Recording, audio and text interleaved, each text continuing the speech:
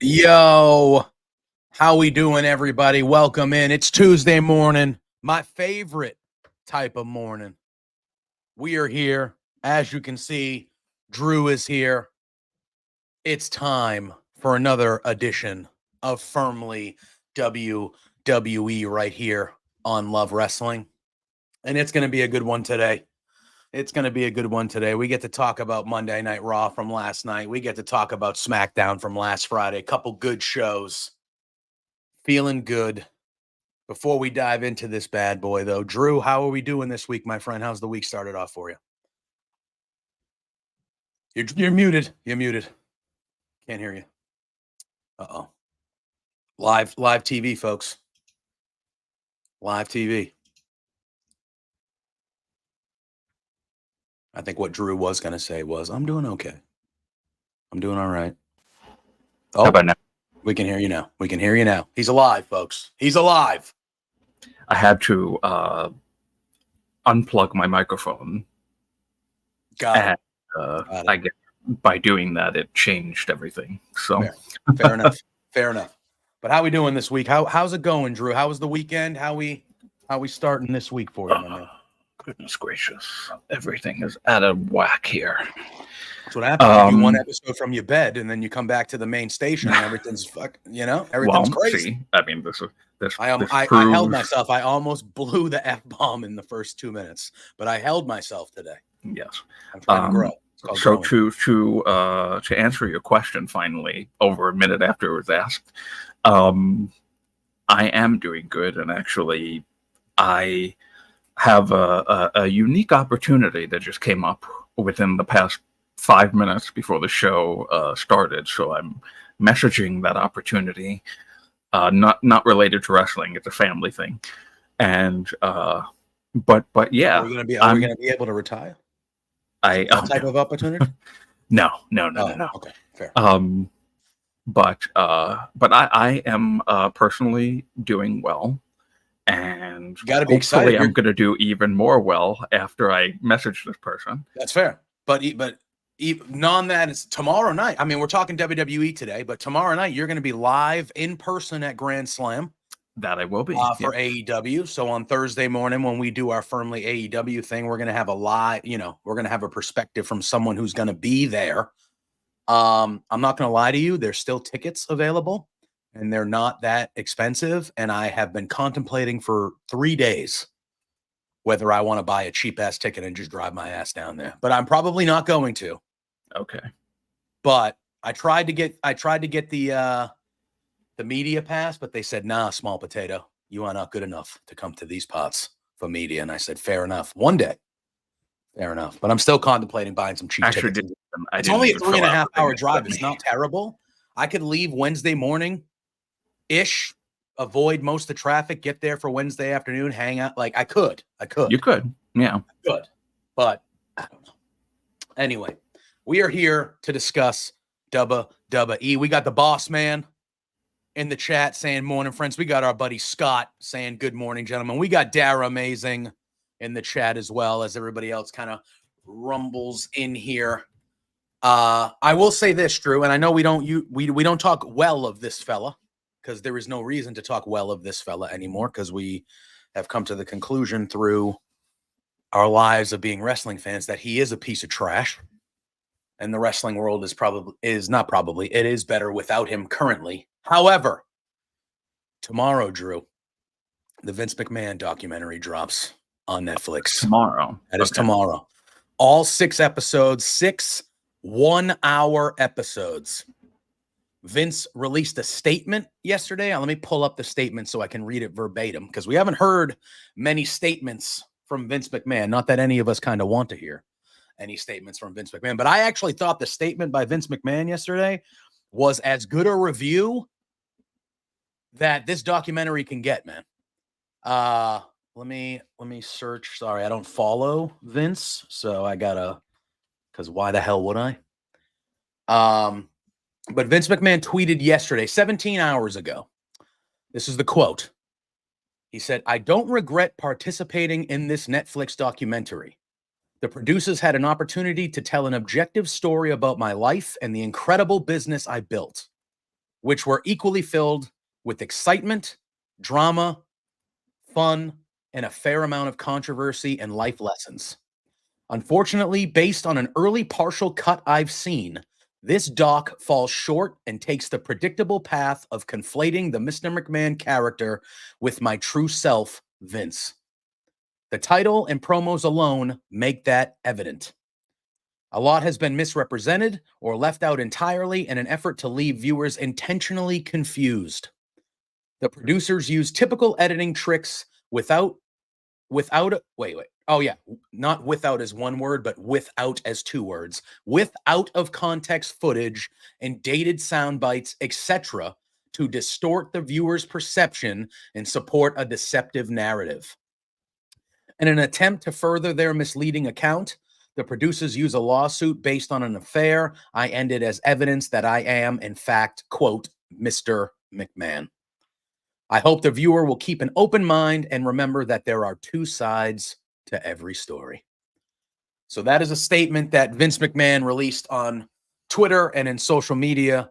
But tomorrow, the 25th, that is when this documentary, we found out a couple years ago they were making it. Then everything obviously went down. Vince was removed.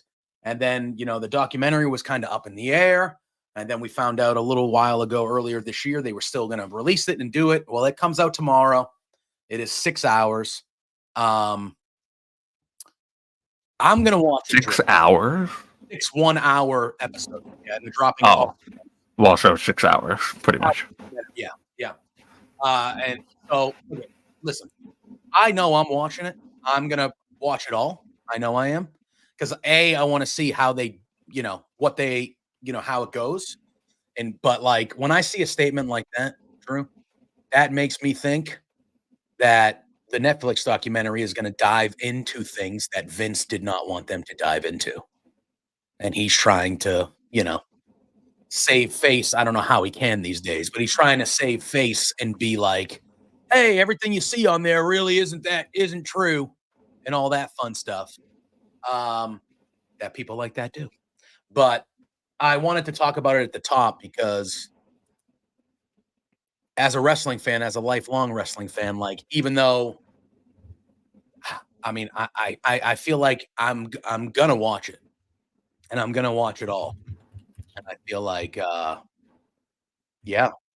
want to know your opinions. Obviously, is there a plan? Are you planning on watching it? So I was planning on watching it. Yes. However, I will be honest, I didn't listen to a word you just said because, one, fuck Vince McMahon. You should have waited a minute, Drew. I was so close. I'm sorry. I was so close. Jesus.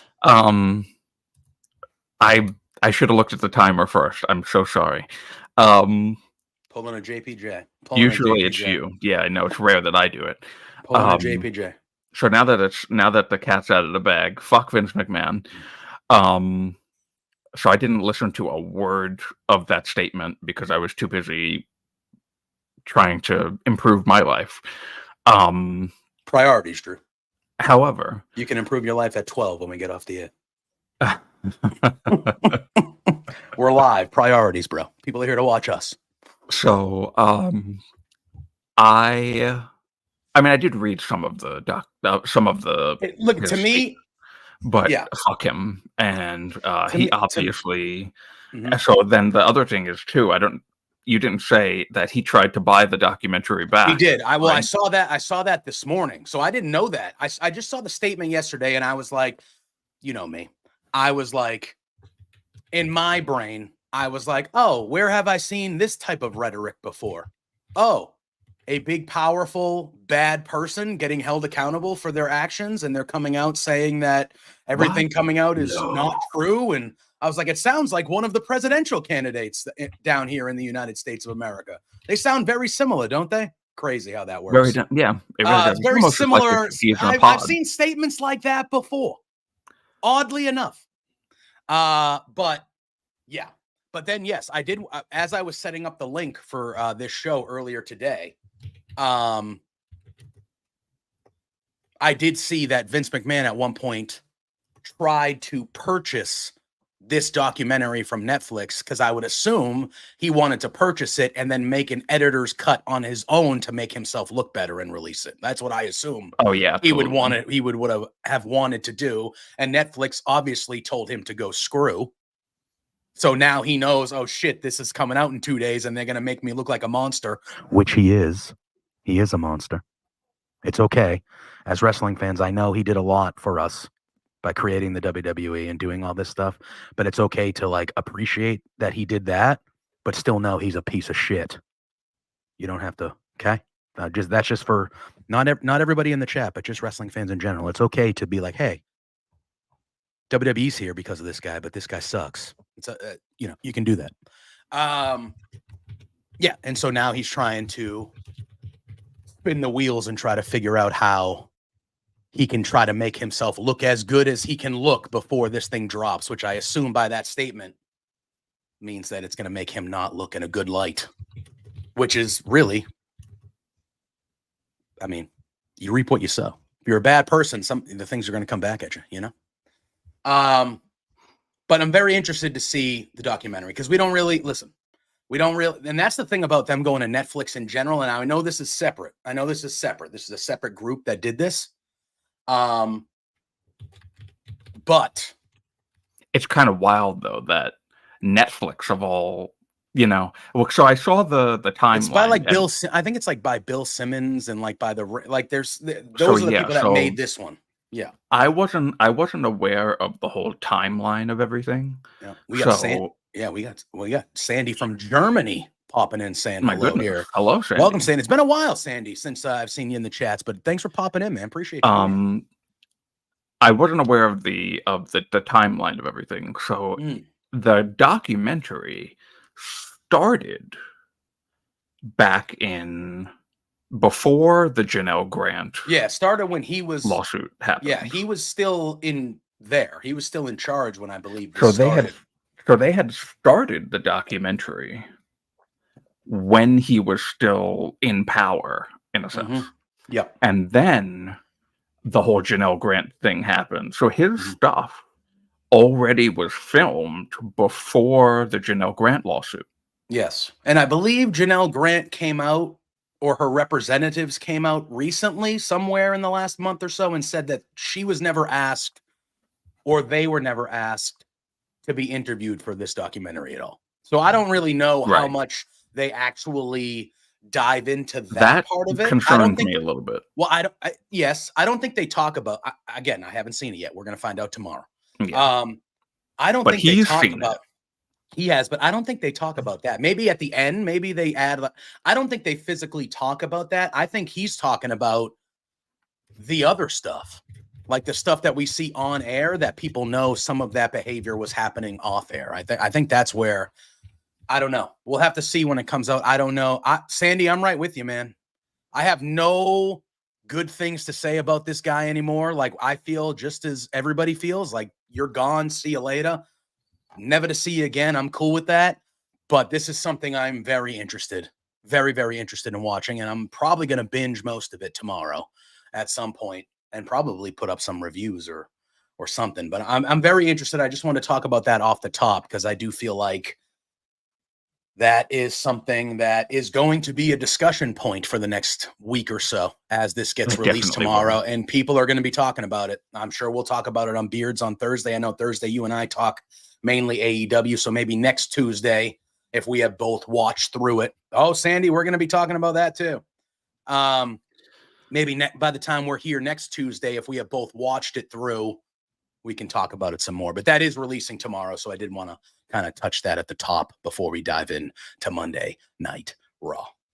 All right, last night, Drew, Ontario, California hosted Monday Night Raw as we approach Bad Blood a week from Saturday. You know, I'm going to be honest with you. I thought this was a pretty solid Raw.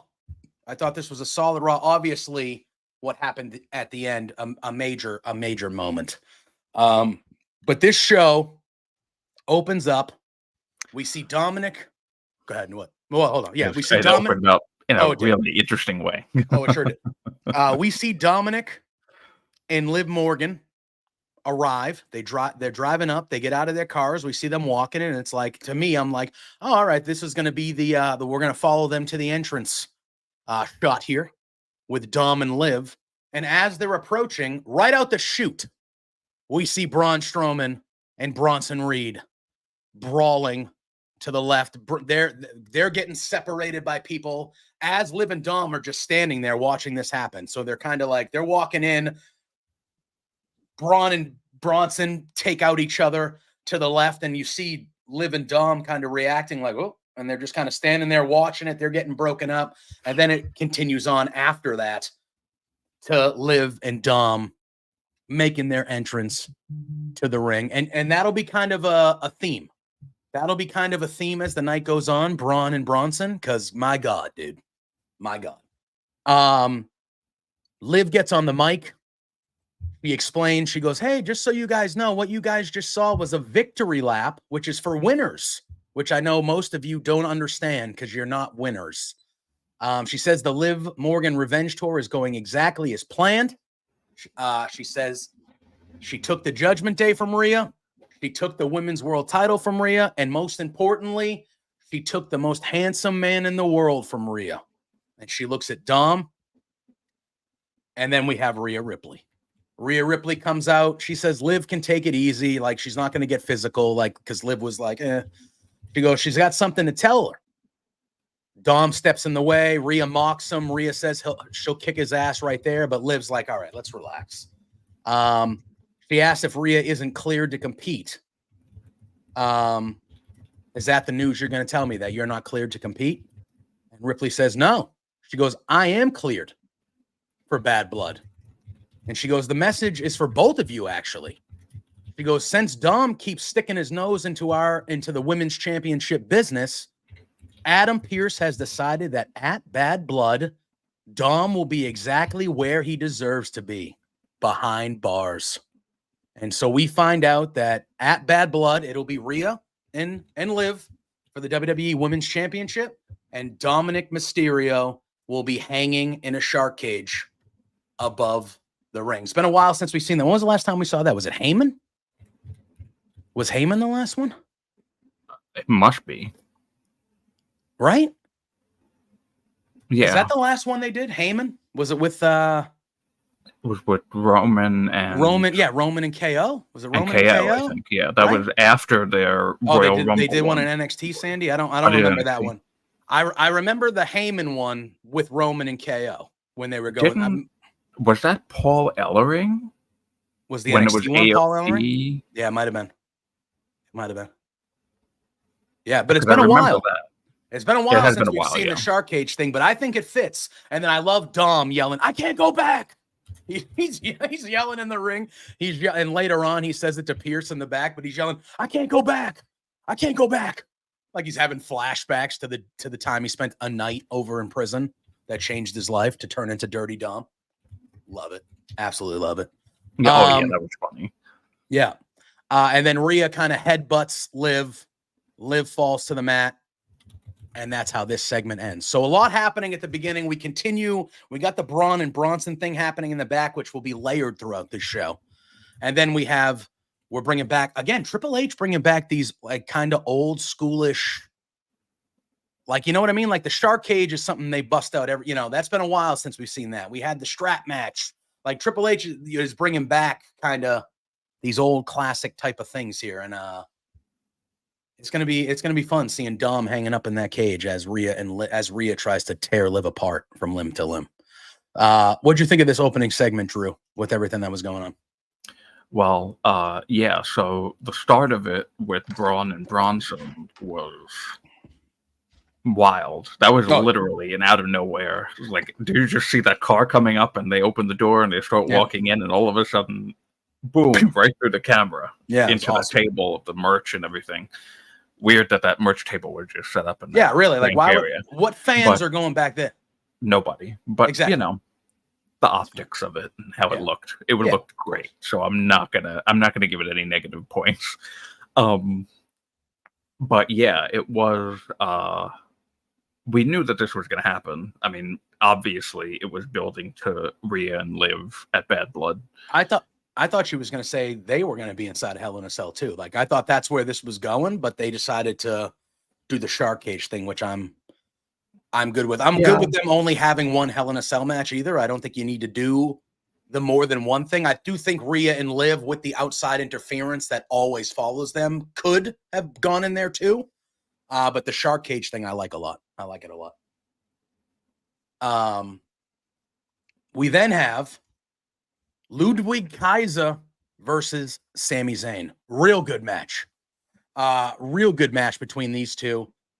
Back and forth affair. We had another spot where Sammy went into the ring announcer's like chair and that little pit area they have. Obviously, we saw during the Braun Breaker feud that he had, Braun Breaker kind of darted him into that chair, and it became a famous, viral sensation of that happening. We had a similar one where Ludwig Kaiser kind of threw Sammy into that area, and he did a crazy bump off the chair again. That's seems to be his favorite thing to do. Yeah, when he's in a match.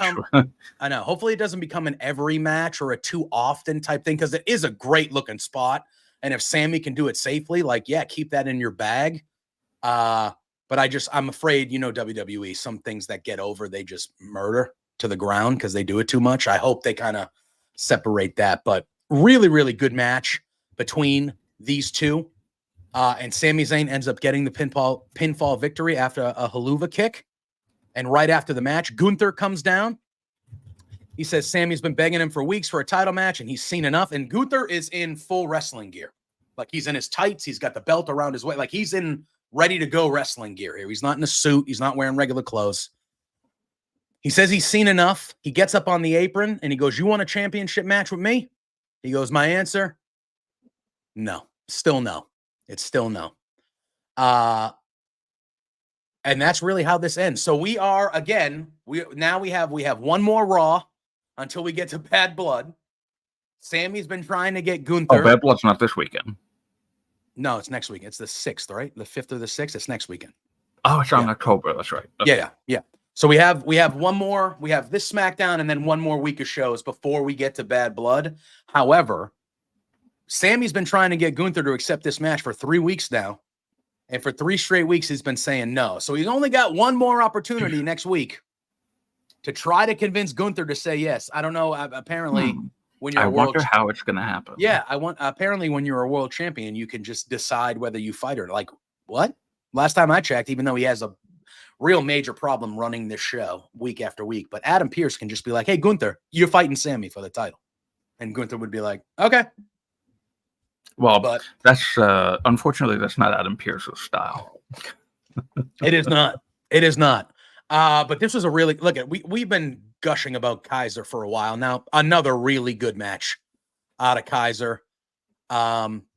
Just continues to show that on a singles atmosphere, Kaiser he's got everything you need. He's got everything you need too. He's very, very good. This was a really, really good match with Sammy. He is having the same I know what you're going to say. Rise. Kyle Fletcher. As Kyle Fletcher, yes. He is having the same exact type of trajectory upward in singles, as a singles person, as Kyle Fletcher, 100%. Yeah, I agree. I think they've been given an opportunity, and both of them have seized the opportunity, and they've knocked it out of the park. And I don't know how in either company you can look at those guys and say, yes, they should be in a tag team ever again. Like, you look at both those guys and you're like, this is high mid to main event caliber talent. And now we're giving them the opportunity to show it. And they are both hitting grand slams, no pun intended, kind of with grand slam. But another great performance out of Kaiser. Sandy says, so proud of my fellow German. You should be. Did you get to go? Were you at Bash at Berlin? Just me asking you, Sandy. I don't know if you went or not. If not, cool. But that had to be a great week for you German fans anyway. Like you had your hometown guy in Kaiser. You had Gunther, who's from around the block. You know, that had to be a fun time. I don't know if you ended up going.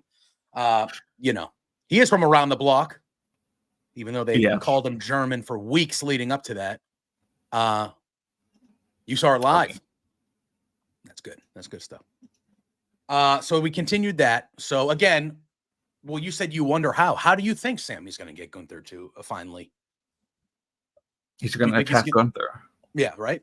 Because that's the only thing that hasn't happened yet. What else can he do besides physically attack Gunther? I don't know. All right. But would be interesting, like an interesting story thing that maybe they should have did this week because they can't do it next week. I mean, I guess they could do it next week if it's like if that's like the story, the arcing story throughout the show.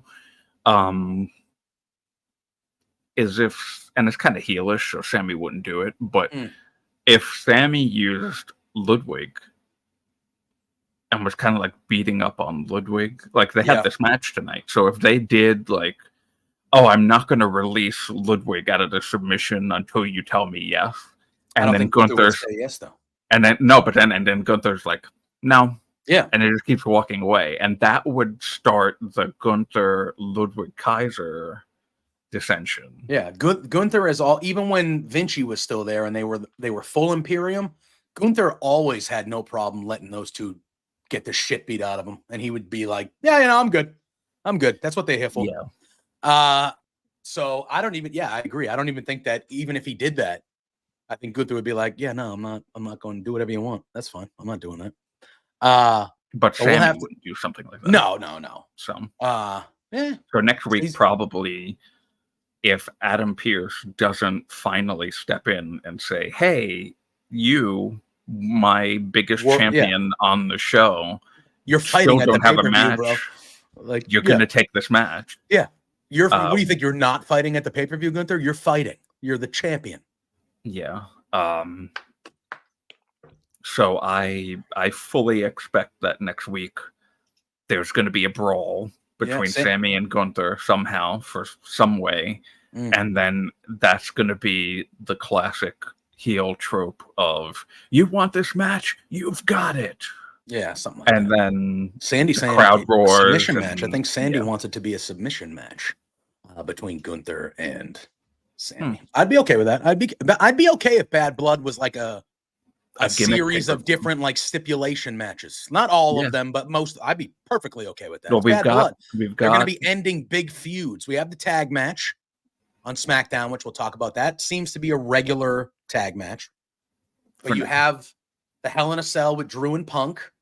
Now we got Dominic hanging over a shark cage for Rhea and Liv. I feel like Pete Dunne and Sheamus are heading for some sort of grudge match. Either, I mean, they might throw that on the Raw next week or after, but I feel like that feud, and we're going to talk about it in a second here, but I feel like that feud has been building kind of to be either a mid-card good match on that pay-per-view or maybe like, I don't know. I feel like, I don't know. We'll see. But all right, let's continue along because now it's New Day time. Brother. Okay. Xavier Woods is sitting out back. Kofi rolls up. Kofi starts to apologize. He starts to apologize for the week before, but Woods kind of stops him. He says, hey, man, we had just lost the tag match. Emotions were high. My tensions were high. I apologize. So Woods apologizes. But Kofi says, hey, man, I know we've been kind of not feeling great these last, couple months, last little time. So I went into the archives and I found some stuff. And he's got a couple boxes of Bootios. He's got Francesca. He's got the and he brings all this stuff to try to cheer Woods up, saying, hey, man, remember all this stuff? This is like our old stuff when everything was great. And I know things haven't been great lately, but here we go. And Woods says, hey, man, all that stuff was great when we were on top, but we haven't held the tag titles in years, and we need to get serious about it. Kofi admits that Woods is right and says he's been making decisions unilaterally for the next few weeks. He says, Xavier, you're calling the shots. And then American Made rolls up. First of all, not Julius, the other one, Brutus Creed. They're making him like a fucking comedy guy. It works. He's funny. It's funny. It's corny funny, but it's working. I think when this segment happened and I wasn't paying attention, I wasn't like looking at the screen in this moment. I was like I don't remember what I was doing, but I just hear this like screech, Joker-esque style laugh. Yeah. And it made me like jump. I was like, what the hell? It just came from out of nowhere. Yeah. And it was funny. I was like, oh, this actually kind of works for him, because he also does like funny Twitch streams of like reviewing food and stuff. I didn't know that. I think he's the one of the I've seen some of their social media stuff, and they do, both of them have senses of humor. They both have it. Listen, I've seen some Julius Creed social media stuff, and I'm just gonna leave it at that. So but yeah, he's funny. The other guy, Brutus, right? Yeah. Brutus is funny. So if this is what they do with him, I actually think that's totally fine. Yeah. Because I laughed yesterday. So I was like, oh, okay. So American Made rolls up. Chad Gable, he's trying to teach American Made a lesson, and he uses the New Day as an example of what not to do. Kofi then says, oh God, it's the Wyatt Six, and kind of freaks him out a little bit, which was very funny. And they get spooked. Xavier calls his shot and says he wants the Creeds in a match. And then Gable accepts the challenge. And then what I thought was another funny part is they kind of did it like Kofi had planned for a crew member to roll up with a platter of pancakes like they used to have. But he's like, no, get out of here. Like, get out of here. It's not a good time. Like, Kofi's like, get out. No. He like shoos him off. That was funny, I thought. Nice little thing that happened there. We come back from commercial, and Dominic Mysterio and Liv Morgan are out back screaming at Adam Pearce. And Adam Pearce actually starts screaming back. All right. Well, we got Scott saying that he thinks next week Gunther's going to beat down Sammy. And then he's going to say, after he beats him down, yeah, all right, I'll accept your match for Saturday. That could happen. I could see that happening. That's not a bad idea. I would prefer that. I would prefer that too. Maybe both of them, him and Kaiser, just beat him down pretty badly. And he goes, all right, now that I've beaten you down a little bit, because they've been beating him down for weeks. Yeah. But it hasn't been Gunther. I accept. No, it's been Kaiser, with Gunther just laughing and watching. Yeah. But if Gunther now gets involved next week and then beats the crowd, that could be a good idea, Scott. So Pierce starts screaming back, and he says the shark cage is happening. Carlito and JD McDonough roll up, and Carlito says he's going to kick Dragon Lee's ass. And then Liv says the rest of Judgment Day will teach the LWO a lesson. And then this has happened for a couple weeks now. They run into Ilya Dragunov, and they start ragging on Dragunov, and Dragunov is again not impressed. He says, keep walking. Ragging on Dragunov. Ragging on Dragunov. But he and Dragunov is like laughing, and he's going, yeah. All right, yeah, keep moving. Don't know where they're going with that. I know we talked a little bit last week, Drew, and we're going to talk about SmackDown after Raw, but the more things get ironed out here on both these shows, I don't think we're getting Bloodline versus Bloodline at War Games, man. You don't think so? I don't think so. I mean, I think we definitely could, but I feel like they're positioning Judgment Day versus Damian and Friends way more as a potential War Games match than Bloodline versus Bloodline right now. Because again, we're going to talk about the end of one of the guys that would be in that Bloodline match just won his first singles title in 14 years. So he just won it. Are you going to just put him on the other brand now for a month? I don't know. We'll see. All right. I was thinking, so there's Bad Blood is... Crown Jewel is before Survivor Series, in the middle of Bad Blood and... Yeah. Interesting. So we have Bad Blood. We have Bad Blood a week from Saturday. And then at the end of September, no, wait, that's the end of September. Actually, no. Yeah, no. Yeah, Bad Blood is a week from Saturday. Then at the end of October, I think it's Crown Jewel, but we have a Saudi show, whatever one it is. I think it's Crown Jewel. Is at the end of October.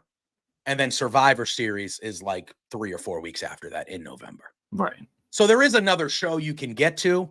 I feel, all right. We're going to put a pin in it because Bloodline stuff is kind of SmackDown stuff. We're going to put a pin in it. I think we'll dive in a little deeper when we get there. So we have Carlito and Dragon Lee next on Raw. Another really good match. A lot of stuff going around.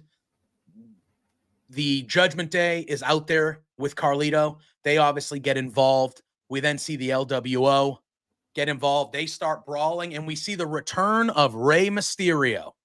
Comes out of the crowd, dives on Dom, which was awesome. Has he not been on the show for a while? He got beaten up like 2 or 3 weeks ago, and he hadn't been seen for a few weeks. Oh, so it wasn't like a big return, but like Rey returns for the first time in a few weeks since he kind of got beaten up. He takes out Dom, and Dragon Lee ends up getting a pinfall victory over Carlito. So the LWO gets a 1-up on the Judgment Day here. Good to see Rey back. I thought this was a nice little solid thing to continue the stuff. You know, Dragon Lee getting a victory is a good thing. I think they have high hopes for him, and I think it's very clear that he is very, very good. And he has a chance to be that next Lucha Libre mainstream star for them. He can, you know, he's got everything you want. He can go in the ring. He can speak really, really well on the mic. He is a guy that I look at, and I know Rey has said it publicly, but he's the guy that I look at as one of those few that could be that next Lucha Libre masked superstar that WWE has for the next, you know, handful to 10 years or something like that. Yeah. So Crown Jewel is on November 2nd. So beginning of November, and then Survivor Series is more towards the end of the month. So we got some things to do here. After that match, Miz is warming up backstage. Karrion Kross rolls up. So Karrion Kross has just gone from trying to break up the New Day to now he's just trying to get in the Miz's head, I guess. I don't know. The A-lister says, hey, man, I got a match with Bronson Reed coming up here. Like, I don't have time for this. And Kross just goes, hey, isn't it messed up how nobody around here respects you? And he goes, all I want is just for you to be the Miz, man. I just want you to be that Miz that I remember, but nobody around here respects you. And that's it. Just a quick little trying to get in the brain of the Miz, like he was with Woods. I feel like it makes more sense for Karrion Kross to be trying to get Miz versus New Day and Kofi. I mean, and Xavier. I feel like this is. He'll. It's coming. It looked like he was. It's always a thing around the corner. Yeah, it looked like he was getting ready to turn on R-Truth before they had Bronson Reed take out R-Truth, and Truth has not been seen since. But it looked like the Miz was starting to turn that way, Sandy. Yeah. So, I mean, at this point, it's been like a month since we've seen R-Truth, maybe even more. At this point, I feel like, Drew, the night that R-Truth comes back, Miz needs to turn on him. The night he comes back, Miz needs to do it right away. Don't even delay it. Like, Truth comes back, hey, good to see you. That's it. And that's what we should be doing. So, yeah, I feel like probably while it was never going to happen with Xavier because they were obviously telling the story. They were doing a different story. Odyssey and Kofi were doing something else. Correct. But that's not happening anymore. So I think it would be fine for it to happen with Miz. Yeah, I agree. I think Miz, not saying he would join Kross or his group, but I think it kind of fits with the character. So we come back from commercial after that. And we have Sheamus being interviewed backstage. He's asked about Pete Dunne last week, attacking him with a cricket bat. He says, yeah, Pete hit me for 6 last week. But then he just ends up talking crap, and he starts leading a call him Butch chant. And he says, I still have a score to settle with him. He goes, people are trying to make this an English-Irish thing, which it's not. But he goes, but let's make this an English-Irish thing. So he's like, and then he says, I was at a soccer game. I was at this, and everybody was chanting, call him Butch, and he gets the whole arena to start a call him Butch chant, and goddamn, man. We then have Bronson Reed making his entrance. He is supposed to go one-on-one with The Miz, and before he can even get in the ring, we have Braun Strowman coming out of the crowd, attacking Bronson Reed. This was so great. Yep. Attacking Bronson Reed. They start going back and forth. He choke slams him onto the apron. Braun Strowman choke slam. Bronson Reed is huge. And he choke slams him from the ground to the apron like it's nothing. The security starts coming out. The Miz actually gets out of the ring and confronts Braun Strowman. And he goes, this is supposed to be my match. And Strowman's like, you don't want to fight him. Like, you don't want to do it. And he's like, this is supposed to be my match. At that point, Bronson Reed goes to the top rope and he does a dive off the top rope onto both Strowman and Miz. Security swarm the ring. They break it up. The Strowman and Bronson Reed are beating the crap out of security. The crowd is going nuts. More security comes to the ring. But Braun and Bronson are fending him off. They wipe each other out. Bronson ends up hitting a tsunami on top of 2 security guards, which the tsunami, again, is just so over. They have put that move is just so over. It is unbelievable. And they just keep on going back and forth. Braun's power slamming security guards left and right. And then Reed finally, I thought they were too, dude. At one point, Bronson Reed is on the corner, and Strowman looks like he's going to superplex him. And I was like, oh, they're going to do the break the ring spot.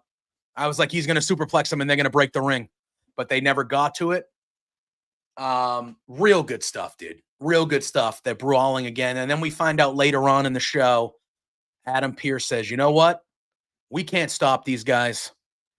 Next week, they are going to fight one more time. But it's going to be in a last monster standing match. And then later on, we saw that's interesting. Last monster standing. I like it. And then later on, we saw an awesome video package about these two where they made them look like Kong and Godzilla.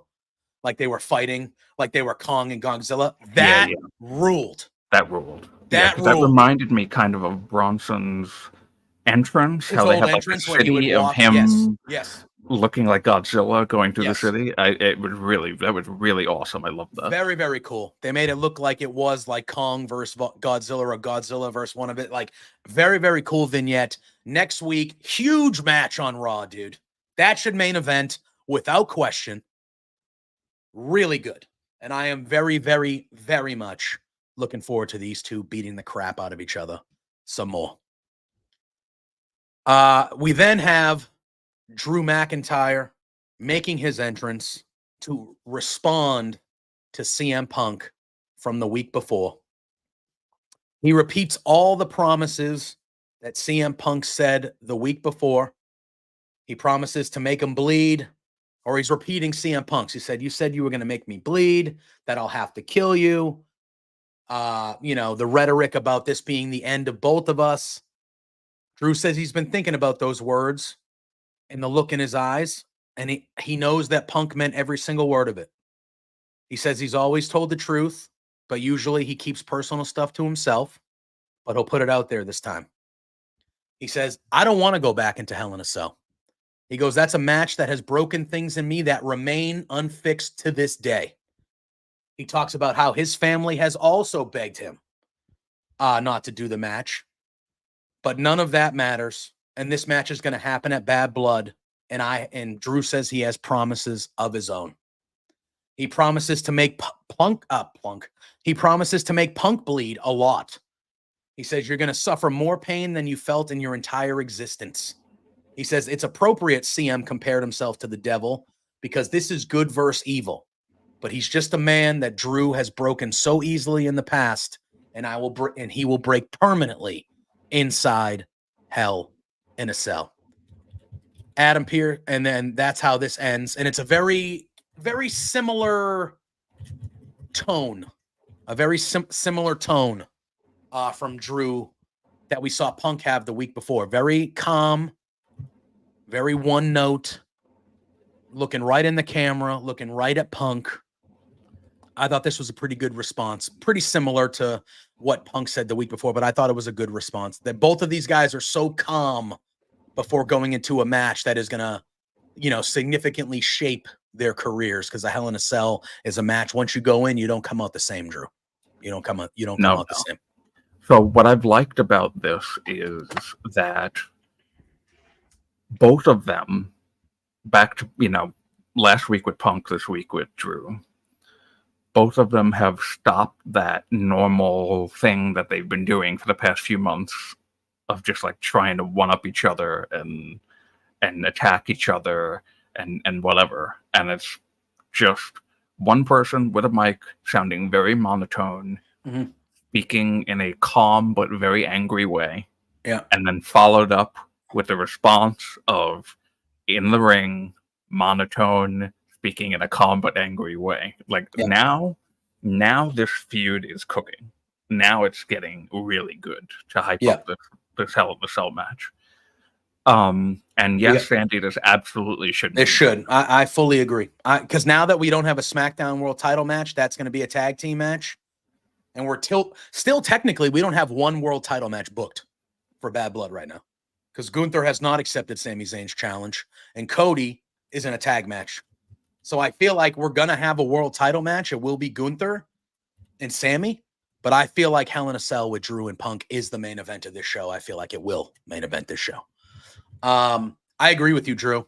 And I know logic tells you that next week they're going to end up brawling or something leading into Hell in a Cell. I want them to do the exact opposite. I don't want either of these guys at Raw next week. I don't even think you need it. No, this has been going on. This has been going on for so long. Just show a hype package. Just show a video package or create a video package of everything that's gone on since the beginning of this feud. Make a good 2-minute video package to get everyone hyped up.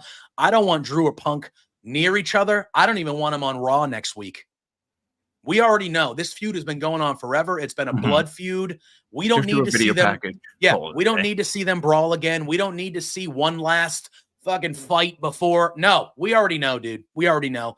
Have them not even be at Raw next week. Just show a video package and let us all anticipate the Hell in a Cell match that we get at Bad Blood. I think that's the way to go. After Adam Pearce announces the last Monster Standing match out back, we hear fighting noises. And at first I was like, oh my God, Bronson and Braun are at it again. And then he runs around the corner and we actually see it's Pete Dunne. And Pete Dunne is choking Sheamus with the cricket bat and he smashes it over his back.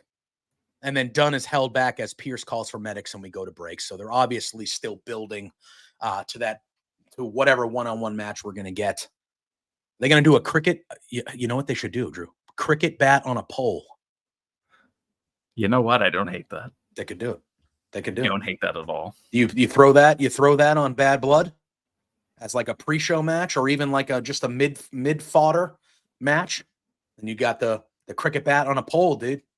Hell yeah. Or you can do a cricket bat and a shillelagh, whatever. I don't care. Whatever you want to do. But that's you want to bring back old, shark cage. You want to bring back old matches? Hey. All right. Bianca Belair and Jade Cargill roll up on Damage Control and Gorilla, and they congratulate Io on her performance in her last match. Sky says that next time she's coming for the tag titles, and Jade Cargill says she best understand that you guys are never laying your hands on this title. And then we get, once again, Damage Control versus Unholy Union. I don't know why we need to see this match again, but we get it. A good match. I think we need to see it because Kairi saying this was like her first match back since that scary bump where she almost broke her face. But again, this was a pretty good match. But Damage Control gets the victory with the beautiful moonsault from Io Sky. So again, just kind of not a squash match. It was a back and forth affair.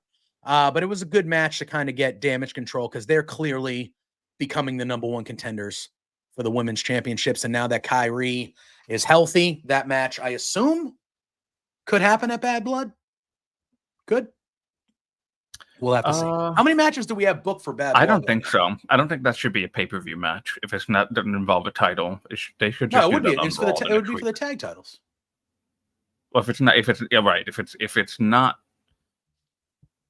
You know well, what I mean? I don't know. I feel like we're I would already. have How no many problem matches with are that. there already? That's what that I'm were thinking. So we confirmed? have Drew and Punk.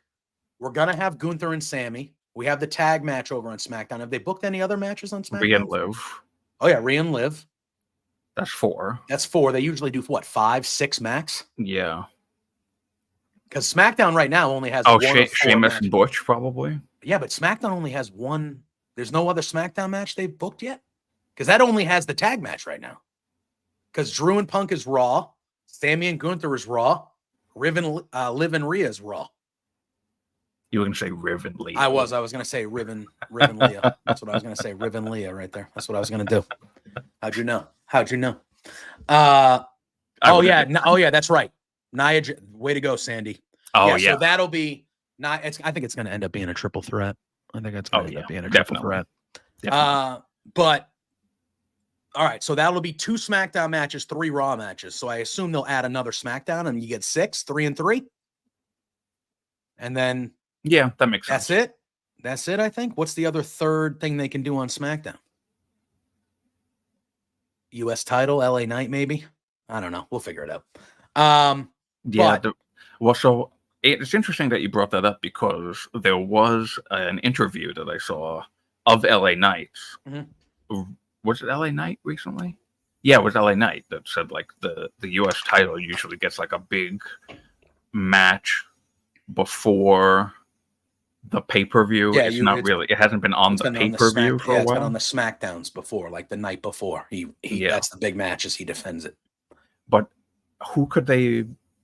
I mean, there is Andrade. But Andrade and unless they do a triple threat between the 3 of them, they could, because we'll talk about SmackDown. But that was the match on SmackDown for the U.S. title. So both these shows, Raw last night and SmackDown last Friday, were main evented by the U.S. title and the IC title.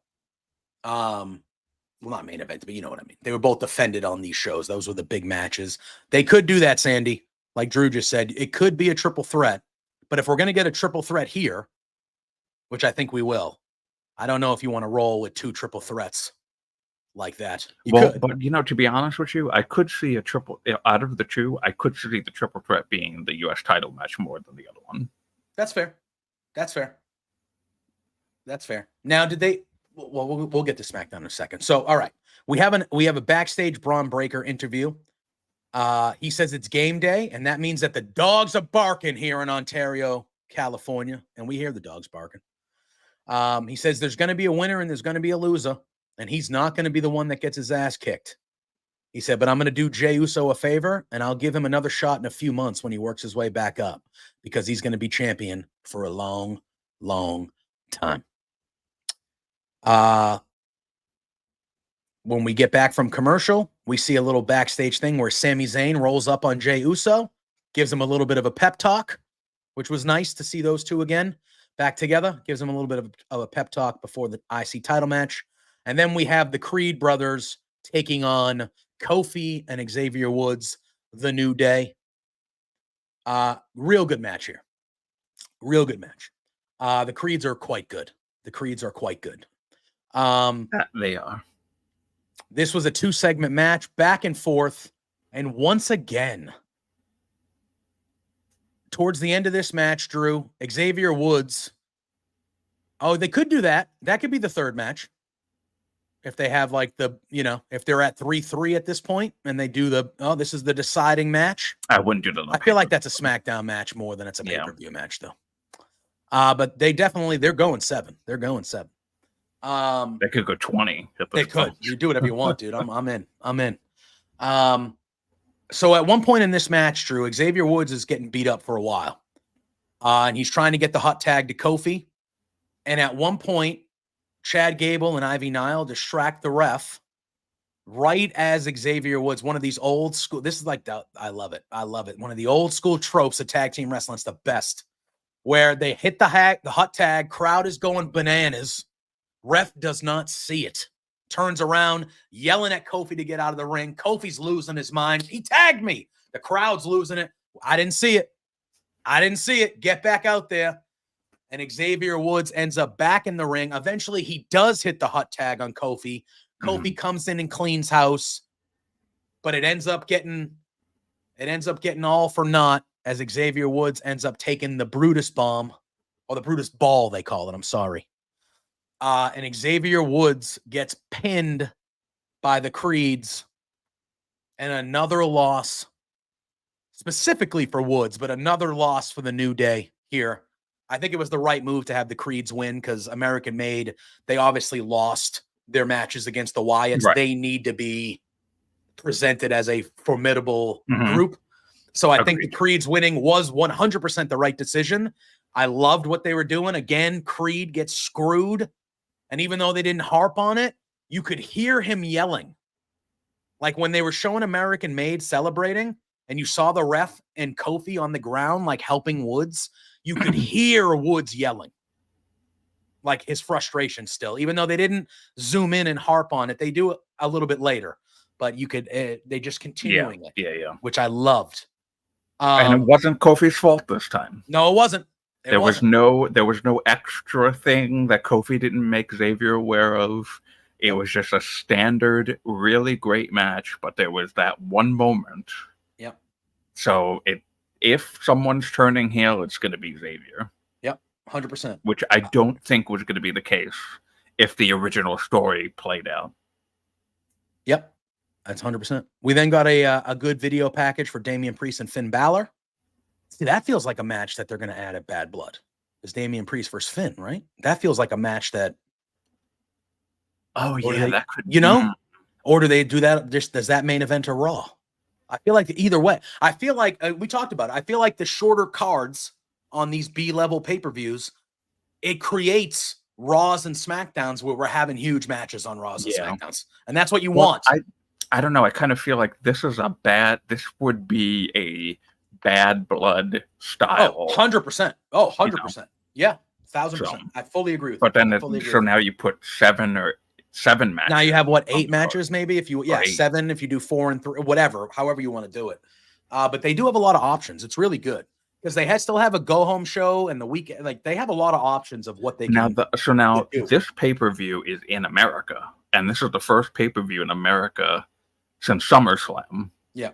And before that, the last pay-per-view in America was WrestleMania. Yes. So now it's going to be at 8 p.m., which fucking sucks. I haven't, AEW last pay-per-view was away. No, All Out was in America, but the other one was in All In, was in London. Mm-hmm. But really, I'm just going to be totally honest. There's no reason why pay-per-views need to be that late anymore. It's on the weekend. Yeah. Just do it at 1 o'clock. No. Why does not it in America? At 8 p.m.? You're not going to do it in America. Nobody's going to. No. Come on. You But think? it's not, you could really. Sandy does make a good point. It does suck for people in Europe because that show started at 2 o'clock in the morning. If you do it at 1 p.m., which is what they do with NXT, if it's on the back, like if it's an NXT show in the afternoon and then a WWE show in the evening. Yeah. I mean, a main roster show in the evening. Yeah. They do typically 1 p.m. for the NXT show. Mm-hmm. So you already have that model in place. Just do it at 1 p.m. Yeah, I don't know. I just think it helps us. It helps Europe. It helps. It doesn't help the ratings, though. And that's all that matters. They want viewerships. They want buys a Saturday or Sunday afternoon. Especially, you're not going to do Sundays during the NFL. You can't. You can't do Sundays in the afternoon. Not until February. Okay, yeah, that's true. Not until February because you're not going to do a pay-per-view against a football. So well, a lot of people do. It's the most popular thing that's ever watched every year.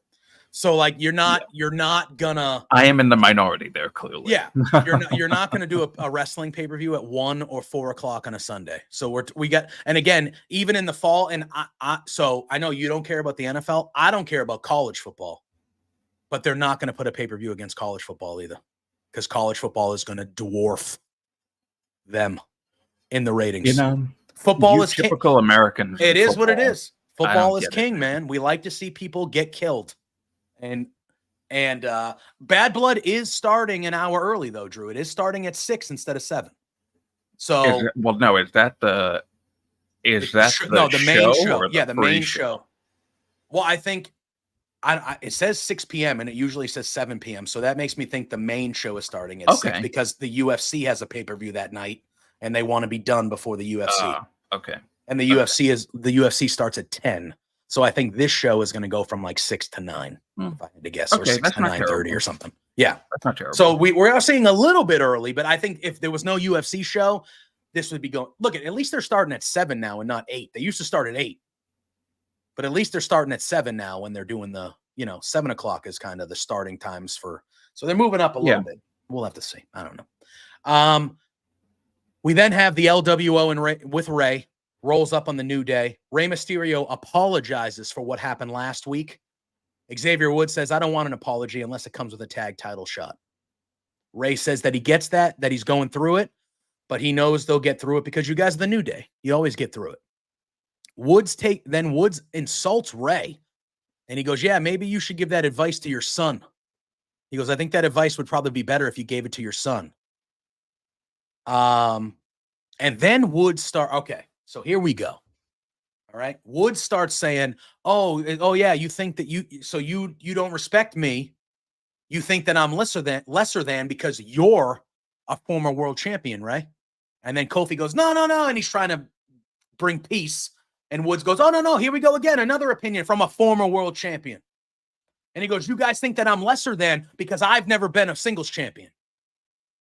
And this is the first time we've heard him mention this. There's been this is, I think, the crux of everything here, Drew. Big E, not around, former world champion. Xavier Woods is the only guy in the New Day he's never even been a singles champion, let alone a world champion. The other two guys have been world champions. Rey Mysterio, who's trying to give him a pep talk, former world champion. And Xavier Woods is looking there going, what the hell's going on here? I got world champions looking down on me, telling me I'm overreacting. I'm doing all this stuff. Well, okay. Well, why? Why is this happening? And he says, you guys are mistreating me because I've never held a singles title. And he goes, and you know what? And he challenges Rey Mysterio to a match. And Rey Mysterio says, all right. He goes, I was supposed to fight Finn Balor next week, but you know what? Finn can wait. He goes, Finn can wait. He goes, you want a match? Next week, you and me, pal. Drew, I'm looking forward to that match. That's going to be a banger. I am very much looking forward to that. This is going to be a good one. That's going to be a good one. This excellent. This was excellent. This is why I said weeks ago, you got to do something. You got to strike before something becomes too overdone. Mm-hmm. They have been together for 10 years. Yep. Sometimes they've been babyface. Sometimes they've been heel. They've switched back and forth a couple times. Mm-hmm. But only Xavier hasn't reaped the benefits of singles competition. Mm. Yay, won King of the Ring. But that's when they literally only gave him King of the Ring because he petitioned for King of the Ring so hard. Mm-hmm. That was back in 2020 or 2021. Yep. Otherwise, he was not going to win King of the Ring. We know that. So he won King of the Ring as here you go, congratulations. Mm-hmm. And then Roman's going to take it and smash it, and then we're never going to reference it again. Basically. So that's literally what happened. And then in that time, Big E became champion. I think he became champion right after that. Like the year after that, he became the WWE champion before it was merged. Mm-hmm. And, the whole Brock Lesnar thing. And so Xavier has always been cast aside in kayfabe, cast aside as the guy in the background that's the good friend for the two former world champions. Yeah, he's the funny guy playing the funny guy, the trombone player. He's that guy. Oh, the trumpet player. Yeah. He's just that guy, and that's what he's been since they've been babyface. since they turned babyface again. So, which is crazy because when you look at how the New Day started, and I know they didn't start, they started as trying to be bad. I get it, but who was the guy that actually started the New Day? It was Xavier Woods. He was the guy that got them together. I hope that they reference the New Day. I hope that they reference that. Yeah, he was the one that got in the ring and was like, "You see how you guys are being treated here? Like we can't stay." Like he was the guy that created this group, and he's the only guy in it that hasn't seen singles fame, that hasn't seen singles gold, and now after 10 years, and like you said, being the third fiddle, we're starting to see it really get to him, really get to him. Man, and here's the thing. We started doing Firmly WWE a little over a month ago, right after SummerSlam. So we're approaching a couple months here. We have been talking about the New Day, maybe the most out of any single act in WWE during this time because of the story they were doing. And 10 years, we're approaching the 10-year anniversary of the New Day. And I think that I don't even know if they're going to make it to the 10-year anniversary before they break. I think they will. And I think on the 10-year anniversary, it ends. It ends. I don't know if it's going to be Kofi. I don't know if it's going to be Woods. They're making you believe it's going to be Woods, but I don't know. But I don't know how they're going to do it. But I have a feeling on that 10th year anniversary, when they're actually celebrating it, this shit's ending. And there's going to be a celebration that is blown up in smoke by one of these guys beating the fuck out of the other. And it is going to be, and hopefully, if it's possible, beating the fuck out of Big E too. If he can take a bump, that would add dramatic flair. If he could take a bump, or if they just made it look like he took a bump, I think so. Because we talked about it last week, Drew. As this continues to escalate, where is Big E? I understand he might not be able to wrestle ever again, and that sucks. But the dude is there. You know who's going to be there on the pre-show next week in Atlanta? At Bad Blood, Big E. He will be there because he is there at every pre-show on the pre-show table. So how does he not show? I don't even recall him even mentioning. No. How has he not shown up on a Raw and just been like, "Hey guys, trying to broker like how has that not happened yet? How has that not happened yet? Maybe they're saving it. They might. Maybe they do have the 10-year celebration and Big E shows up. Big E shows up for the 10-year celebration because it's a 10-year celebration, and then maybe that's when the turn happens, and and whoever does it takes out both of them. Because right now it's like mentioning the Shield while Dean Ambrose is Jon Moxley in AEW. Yeah, it's like Big E. They mention New Day, but they rarely mention. Last week when Kofi said it's when we had Big E. That was the first time, really. Although, well, they mentioned it when they were talking about Odyssey before everything kind of happened, and that's not a thing anymore. They mentioned him. They were like, I feel like you're replacing E. It's just a casual in passing. Exactly. It's not like focusing on him. Yes, and it's like, dude, he has to show up. How has he not shown up and been like, what the hell is going on, guys? Yeah. So we've actually already passed the 10-year anniversary.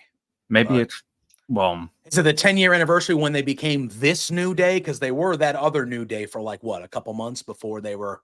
Yeah, they were like. I don't know how they're going to do it, but they keep on talking about we're approaching the 10-year anniversary. I don't know. We'll see.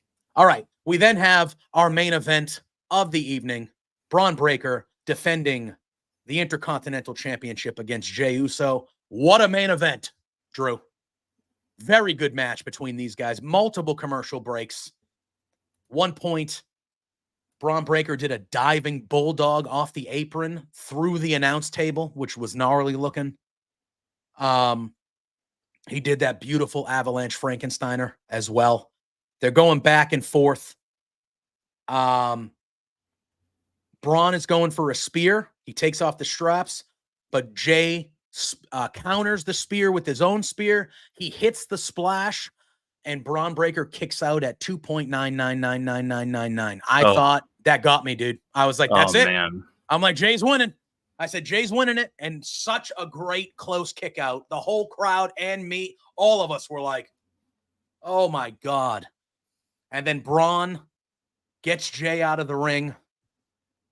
He looks like he's going to do the run around the ring move or he's going to spear him. He's met with a great super kick by Jey Uso. Jey spears him through the barricade, gets him back in the ring, hits another spear, hits another splash, and we get the 1, 2, 3. Jey Uso finally, in 14 years, gets his first singles championship by winning the IC title.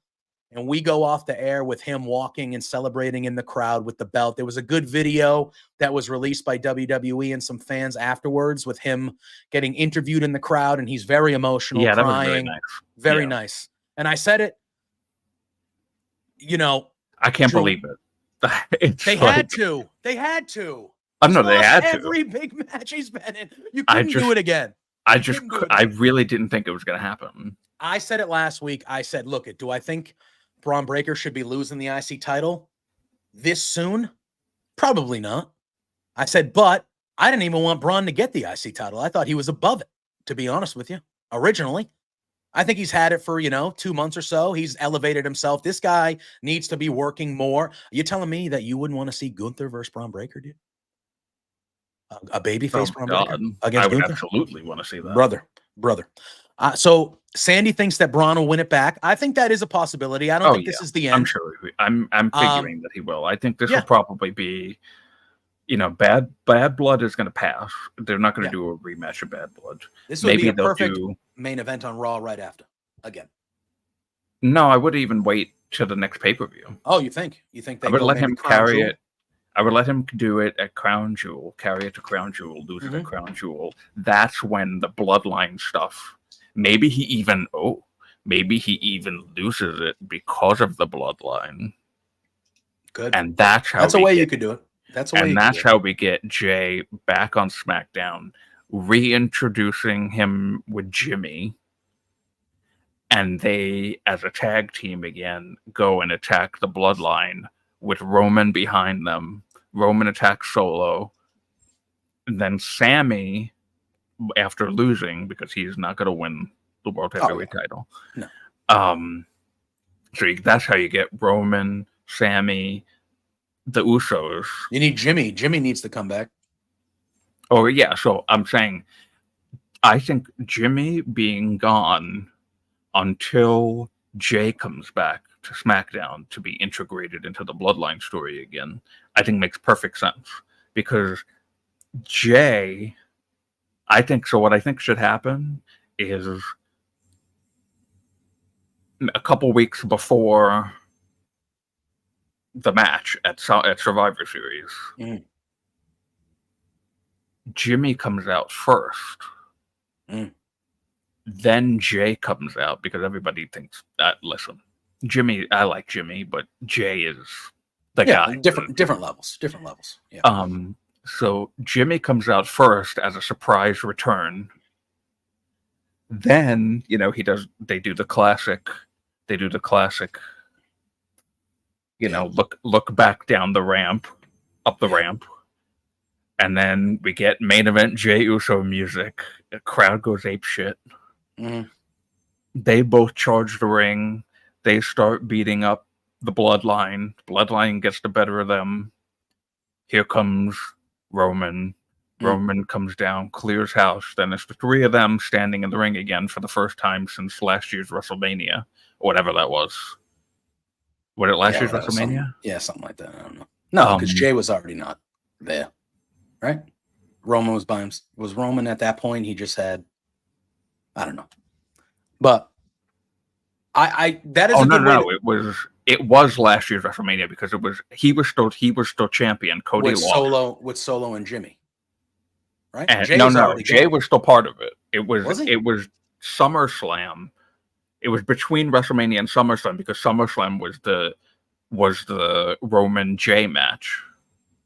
And then Jimmy came back and interfered. So they hadn't been in the ring together since probably the pay-per-view after WrestleMania 2 years ago or last year. And that's the moment of the three of them, the original bloodline, standing in the ring again. And then the last bit that Roman has to do is hold his hat in hand and go to Sami Zayn and be like, listen, we need help. I'm sorry for what I did to you.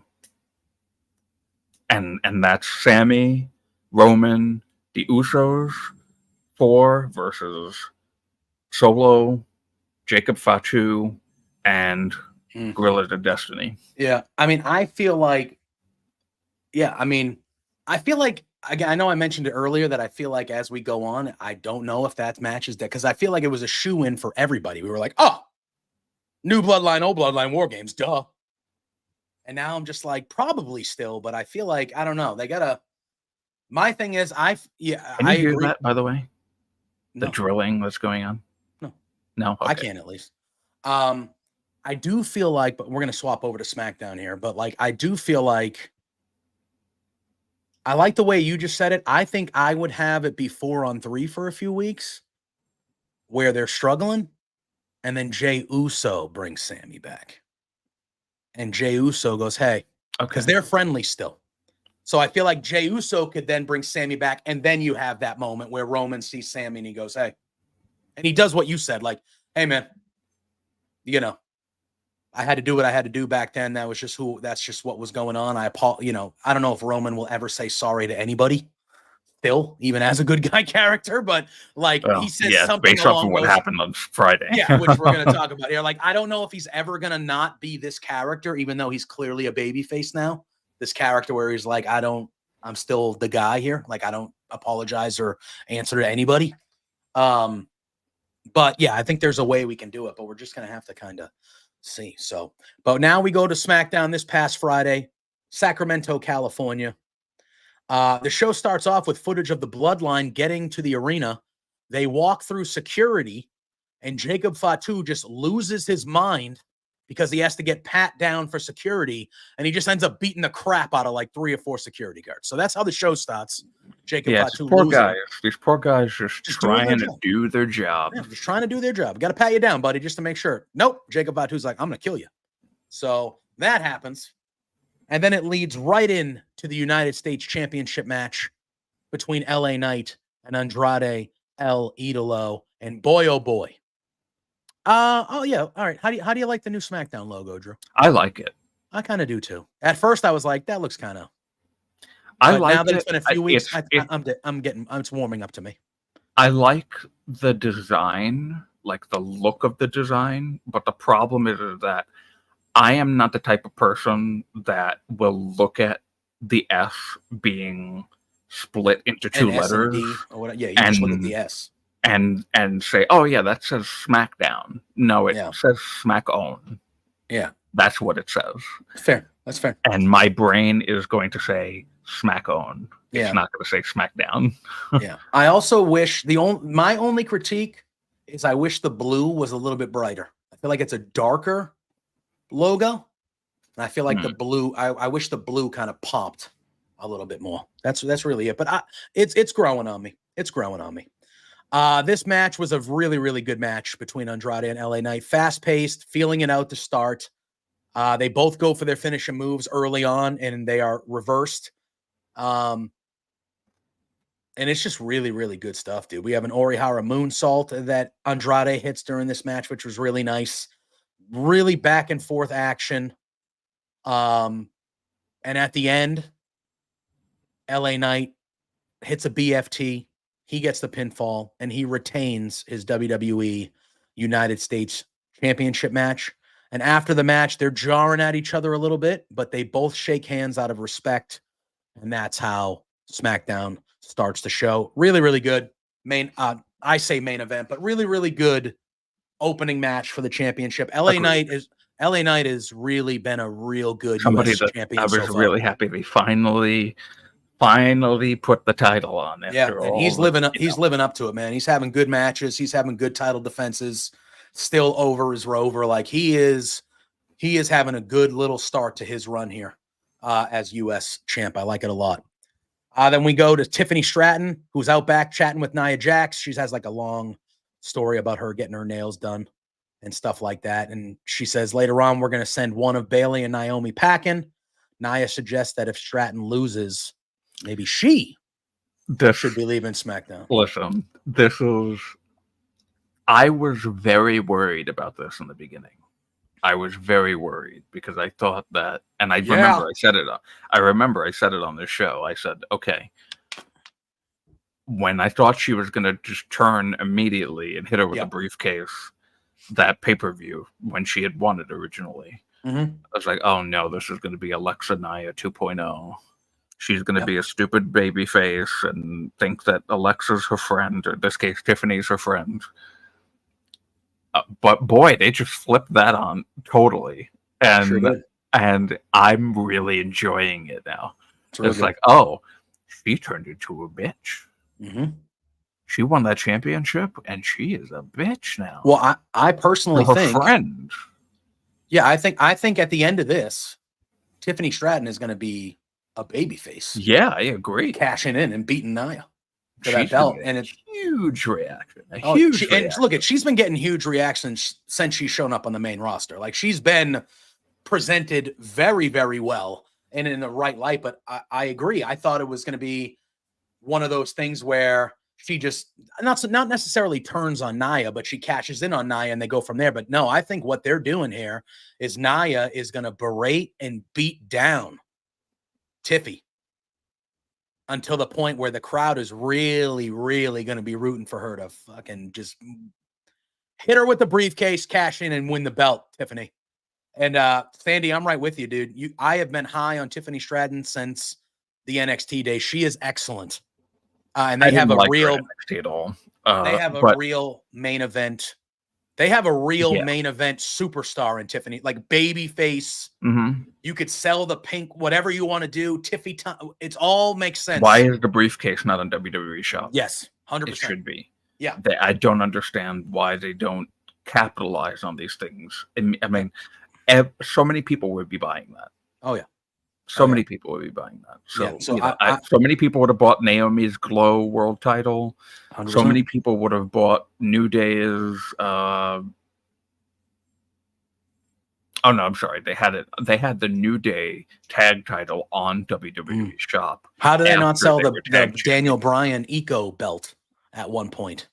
You know what I mean? Like selling that, yeah. Yeah. So there's certain things, but I think now the way that they're doing this, I 100% believe that by the time Tiffany, and I think she's going to hold it for a while, by the time Tiffany cashes in, she is going to be an underdog babyface that the crowd is going to want to give Nia her comeuppance and win that friggin' belt. And I think that could be the birth of a real new superstar in the women's division, because she is on her way. We see Carmelo Hayes. Oh, a pink title. We're going to address the video. Oh yeah, that's in the middle as it happened. Yeah. So Carmelo Hayes confronts Andrade out back, and he's making fun of him for losing the U.S. title match. Andrade, clearly still recovering from his match and frustrated, punches him in the face. And they start brawling. They get split up, and we see that. So this is clearly continuing. Andrade is leading 3-2 currently. God, so Carmelo Hayes just doesn't let up. No, dude. Boston, man, we're passionate. We don't give up. We don't give up. I love it. Awesome. Yeah, I do too. So obviously this is going to turn into a best of 7, and I'm for it. Just have these guys fight all the time. Their matches are just absolute bangers. And then we get the face-to-face between Roman Reigns and Cody Rhodes. It was filmed at the University or Georgia Tech University football stadium where Roman Reigns once played football, and right in the heart of Atlanta, Georgia, where Cody Rhodes is from. And this was pure cinematic, Drew. This was a pure cinematic thing they did here. We see the city of Atlanta. We see Roman and his cavalry. Sandy, yeah, basically that's how they treated it. That's how they treated it. I liked it. I thought it was different. I know people were kind of everywhere about it. I thought it was different. I liked it. But it shows Roman and the cavalry showing up. We then see Cody driving himself, and they meet at the 50-yard line. Cody goes, 7 cars, huh? All right. That's 7 cars. Subtle. Yep. Roman says this is the field where he played football. This is his field, his city. He goes, what have you done for this city? Cody says, yeah, all right. You might have played here. You played football here. Good for you. Thanks for that. He goes, my family have shed blood. He starts pointing at different landmarks. He goes, just over there is this place, and just over here is this place, and blah, blah. And he goes, my family have shed blood in this town for many, many years. And he goes, so this may be your city, but this is my home. Reigns acknowledges it, says Cody has everything to lose, but he's involved in a bunch of things with guys who have nothing to lose. He goes, look at me. He goes, they took Jimmy from me. He goes, they took my championship from me. They took my bloodline. They took my Uafala. He goes, I got nothing to lose for the first time in a long time. And he goes, and you got everything to lose. I thought that was really good. Then Cody. Technically, this isn't for the title, so he doesn't really have something to lose here. No. Cody then says, what did I tell you going into WrestleMania earlier this year? I said that you would be a chief without a tribe. I said that but in our first WrestleMania match, that eventually you would be a chief standing alone without a tribe. And here we are. Cody, let's see here. I got my notes. They're a little jumbled up. They look at all the things. Yeah, they took all these things from Roman. I see the situation. I'll raise you another. He goes, look around WWE. We have a tribal chief. That's not you. We have a WWE champion. That's not you. And he goes, so if you can't beat your own bloodline, who's standing here right now? He goes, it's not the biggest box office attraction in the history of WWE. It's not the guaranteed WrestleMania main eventer. He goes, no. He goes, it's the guy they used to call Roman Reigns. And then Reigns just goes, what do you want, dude? He goes, what do you want? He goes, cut to the chase. What do you want? And Cody goes, I want your word that you will have my back at Bad Blood so I can have yours. Roman, after a pause, he says, you have my word. And then he goes, but I need you to understand, after this and when this is all done, I'm taking back what's mine. And he's looking at the title. He goes to leave. Cody stands right in his way. And he looks him in the eyes and he goes, this is not yours to take. This is not yours to take. And Roman, these were the lines right here, Drew. He goes, these are not yours to take. And Roman goes, you're in my way. And then Cody steps away. And before Roman walks away, he goes, you're in my way in life. And he just walks away. Now, we're going to talk about this segment, but right after this ends, we see Kevin Owens watching it backstage on a monitor.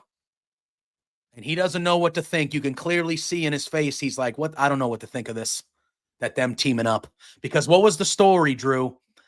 KO wasn't going to accept that world title match. But then he did once he found out it was going to Roman if he didn't. And then everyone was talking about he was going to turn on Cody, but no, him and Cody are buds and they both have a common enemy and all this. So he stays friendly. And then he's watching his friend now sign up to be in a tag match with their mortal enemy in Roman Reigns. And Kevin Owens is feeling away about it. Okay. That's how this whole thing ends. So first and foremost, let's talk about the cinematic vignette with Cody and Roman. We did see it again on Raw. They showed it last night as well. I liked it. Was it anything that was mind-blowing? I don't think so. Like, I liked it. I thought it furthered the story, but it was something different. It was something new. It felt big because it was a cinematic thing, and the way it was filmed at at Georgia Tech, at all these things. What'd you think about the vignette for what it was, Drew? It was different. Yeah. It was not something that we normally see.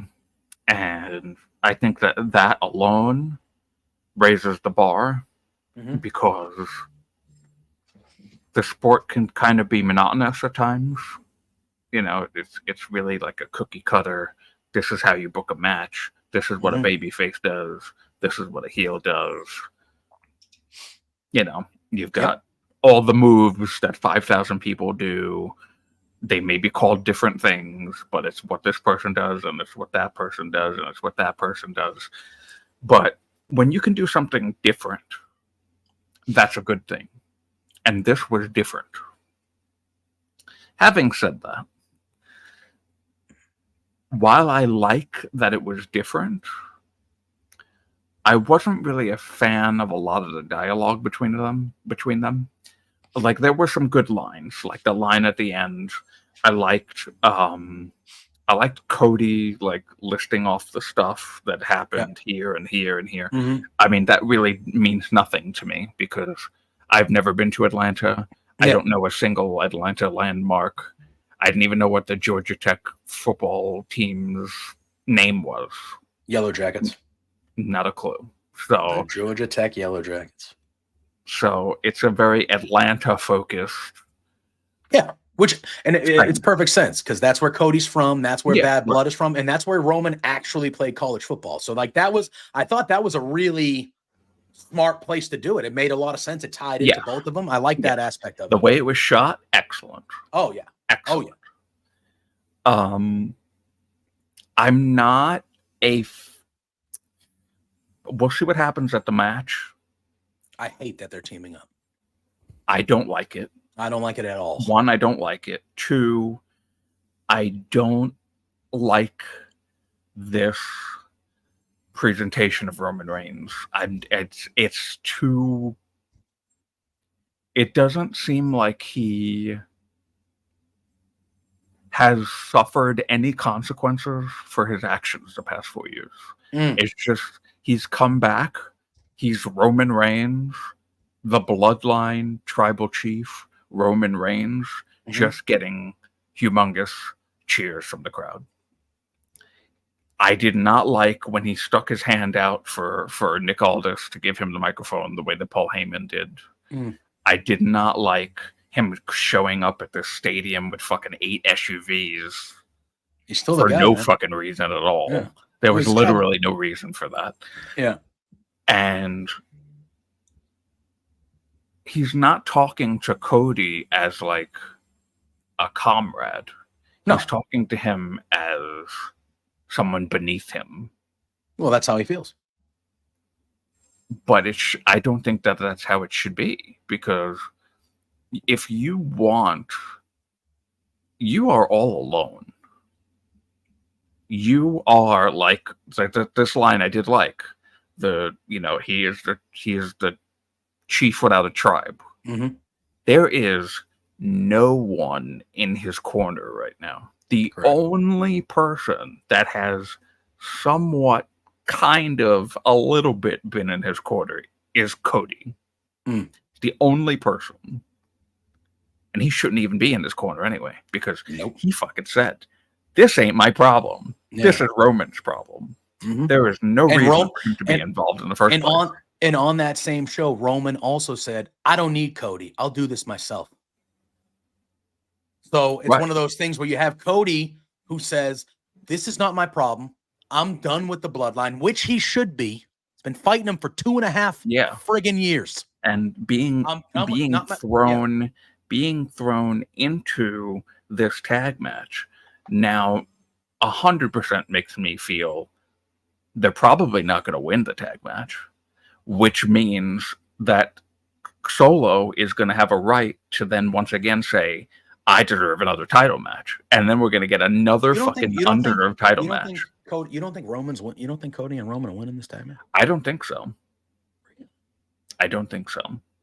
I think that they're gonna, they've been better with the can you coexist stuff.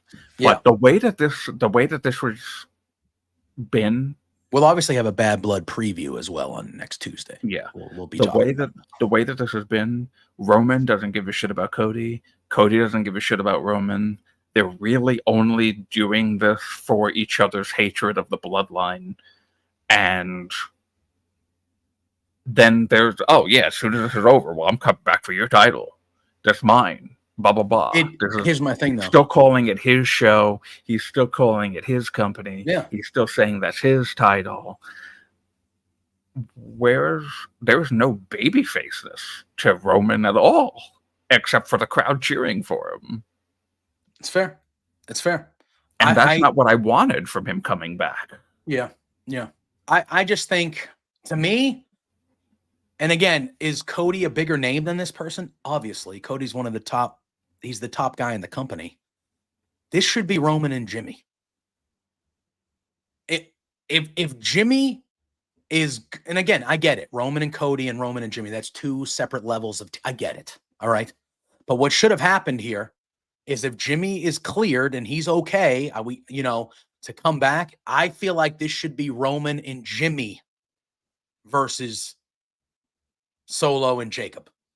I feel like that would automatically elevate Jimmy to that stat. Like, I don't know. I just feel like putting Cody in this is, I don't know. We'll see what happens. But I feel like this tag match should be Roman and Jimmy, not Roman and Cody. Because again, Roman said, I don't need Cody. I don't want Cody. Cody said, I'm done with this shit. I'm not dealing with the bloodline. Not my problem. And then we said it last week. An hour later, because Cody gets attacked by the bloodline for the 100th time, nothing new, same shit they've been doing for 2 years. All of a sudden, Cody's like, yeah, you're right. Never mind. They convinced me I need to be in this match. No, you don't. No, you don't. You don't need to be in this match. But is the match going to be good? Yeah. Is it going to be entertaining and drama? And yeah, it's going to be great. All right. I'm not complaining about what I'm going to see. But at the same time, the first bloodline member versus a former or current member of the bloodline since SummerSlam 2022. Yeah, which was Jey and Roman. Yeah. So we'll see. Some shit's going to happen. I wouldn't be shocked if we see Jimmy maybe return at Bad Blood to help Roman. I don't think Scott is wrong either. I don't want to see that because Roman doesn't deserve it. He says Jacob Fatu needs to pin Roman to make this at least a bit interesting. I don't disagree. I don't disagree either. To me, in my brain, from what I've seen from Roman the last 3 years, I find it hard to believe he's just going to get beat. I don't know. We'll see. I think he deserves to get beat. I agree. I think he needs to be humbled. I think that's what we need to see in this story. Because like what you said, he's shown up and even in that first promo he cut, he said, hey, make no mistake about this. I might not have my bloodline. I might not have the Ula Fala, but guess what? I'm still the tribal chief. This is still my show. I still make the calls. So he, like you said, he's very much in that mindset. And I think in his brain, I think the story when it comes to Roman is, yes, he's getting revenge from the bloodline, but Roman needs to be humbled. Something needs to happen that makes Roman realize, oh, shit, I'm not that guy. I need to get back to being that guy. And then I think the story is that, not him just showing up and being like, nothing's ever changed. I'm back. Let's go. It's like, no. You got to be humbled, my man. And we'll see how that happens.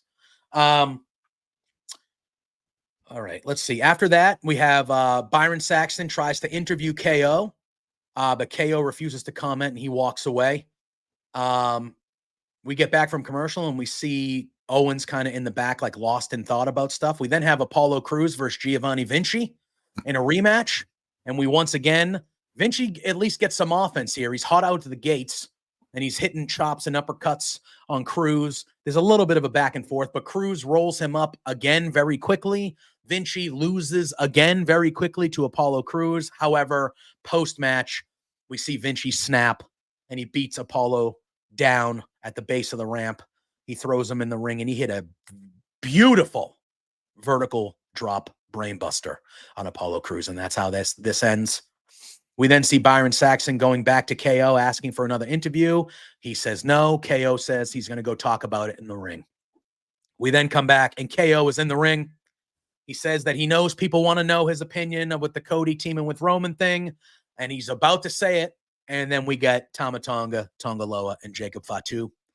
Tama gets on the mic and he does his weird little, and he does all that stuff. And he does all that crap. And he says that Roman and Cody embarrassed Solo last week. And that was a big mistake. Says they're going to get what's coming to them at Bad Blood. But KO, tonight, you're going to get what's coming to you by the orders of the real tribal chief. Owen says no one wanted to hear Tama. No one wants to hear you talk. So he goes, why don't you get in the ring so I can punch you in your stupid face? KO fends off the Gorillas of Destiny as best. Pretty easy.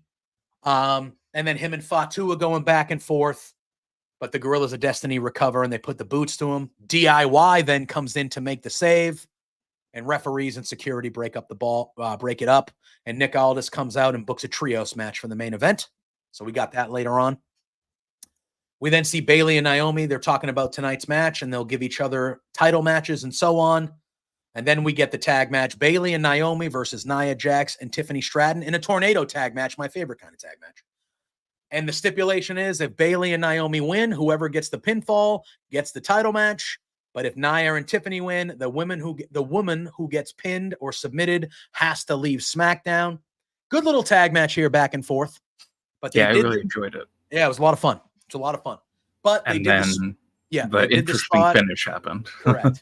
They did the spot at the end where both Bayley and Naomi double pin Nia Jax. And then the post-match referee Jessica Carr, she raises both their hands. So now at the time we were like, oh, we're going to have a triple threat. But then we find out that Nick Aldis says instead of booking a triple threat, he's making a number one contenders match next week between Bayley and Naomi, and the winner will face Nia Jax at Bad Blood. What do you think of this tag match, and how do you think, I know we talked about it already a little bit, but do you think a triple threat is what we're going to get here? You think something's going to happen next week which causes a triple threat? Or do we see somebody winning, and then maybe, Bayley's been on SmackDown for like 6 years. Like she's literally been on SmackDown for a while. So is it one of those things where Naomi gets the pinfall and then we see maybe I think Scott had put in the chat earlier about Naomi. Bayley will get traded to Raw or leave SmackDown or whatever? I think we don't need all multi-man matches or woman matches for the show. I agree. So the reason why I said I feel like if you're going to do a triple threat for a title, I feel like it would make more sense for the U.S. title, is because I would just like to see a straight up Naomi Nia Jax match here. I think Bayley won't be hurt by a loss to Naomi next week. I agree. Or this week. And I would like maybe Bayley, goes to Raw or something, because she's been primarily on SmackDown since the pandemic. Before the pandemic, forever. Even before. Yeah, she's been over there for a long time. So it would be nice to see a change there. Yeah, change of scenery. They lost Becky this year on Raw, so to have that big name come to be a Raw and then to even carry into Netflix, I feel like that would be a nice thing. I haven't heard if there's going to be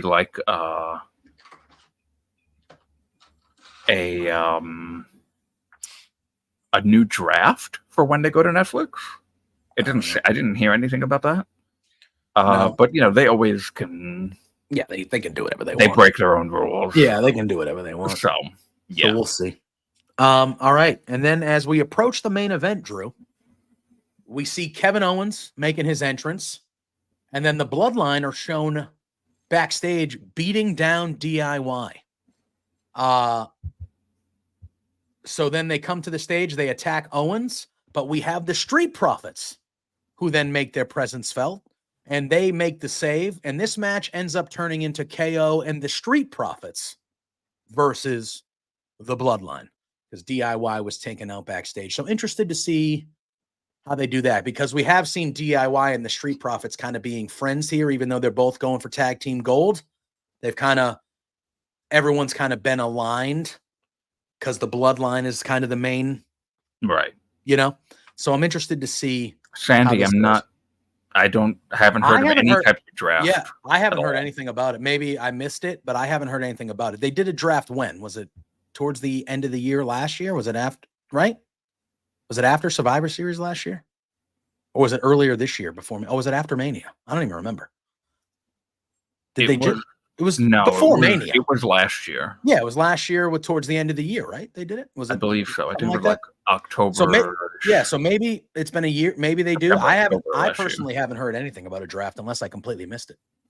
All right. So then we have Kevin Owens and the Street Profits against the Bloodline.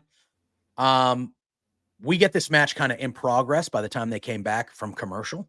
And again, 6-man tag, you know what to expect. A lot of high spots, a lot of back and forth, a lot of people getting their shit in. And this match actually ends up, it was in April. Really? Before Mania? Or was it right after? Because Mania was at the beginning of April, so it was after. That makes sense. There was a draft this year? That makes I don't remember. Yeah, there was definitely a draft. I remember there being a draft. I just for some reason thought it was before Mania. Yeah, I thought it was just last year's draft. But okay. But so they go back and forth. This match ends up going in a no contest because the rules were just breaking. I mean, all over the place. There was interference, there was brawls, there was all sorts of things. The referee had enough, and he just called for a no contest. Doesn't stop what's going on in the ring. The brawling continues. The Bloodline are destroying everybody. They're calling for a triple powerbomb on KO. And that's when DIY gets to ringside. They make the save. The Bloodline wipe out them again. But KO's recovered. He prevents the powerbomb. Fatu rams him into the apron a few times. And then we see Cody Rhodes. He's here. He's throwing chairs at people. He slides into the ring.